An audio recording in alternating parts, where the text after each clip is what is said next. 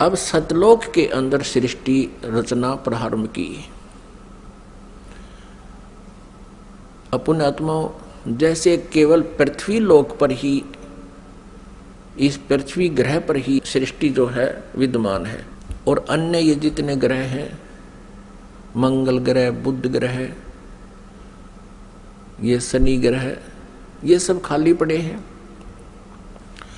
इसी प्रकार सतलोक के अंदर परमात्मा सत्य पुरुष कबीर देव जी, जिसको परम अक्षर ब्रह्म भी कहते हैं, उन्होंने वहां सतलोक में रचना शुरू की। एक वचन से 16 द्वीप बना दिए, 16 द्वीप, और फिर एक एक वचन से एक एक पुत्र की उत्पत्ति कर दी। उन 16 पुत्रों को प्रत्येक द्वीप में रहने का आदेश दे दिया, और अपने उन 16 पुत्रों में से एक पुत्र का नाम अचिंत है। अचिंत से कहा कुछ समय के उपरांत आगे सृष्टि रचना करो।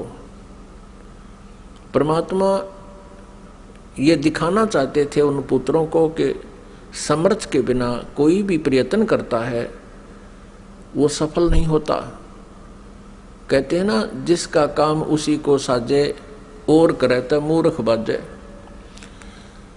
अचिंत ने अपने वचन से एक व्यक्ति उत्पन्न किया, उसका नाम रखा अक्षर पुरुष।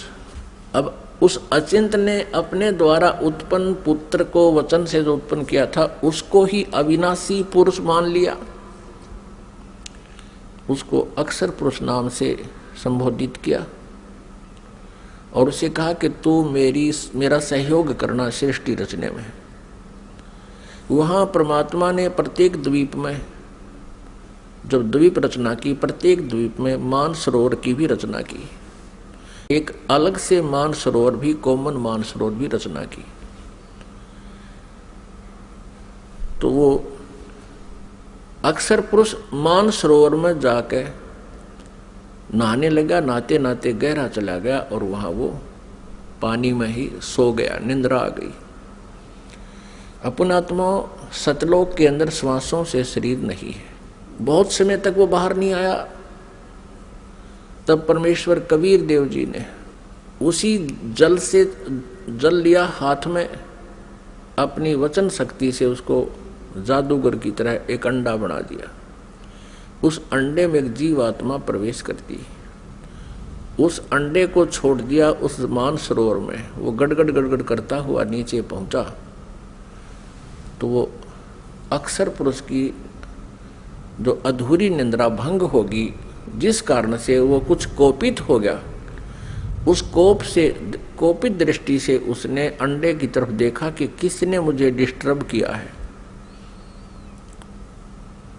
उस कोप से वो अंडा फट गया, अंडा 2 भाग हो गया, उसमें से ये ब्रह्म निकला।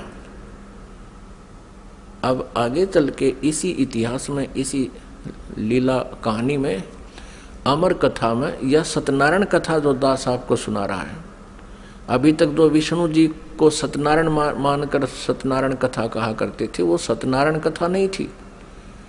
अब ये है सत्यनारायण कथा। सत्यनारायण माने अविनाशी भगवान की कथा।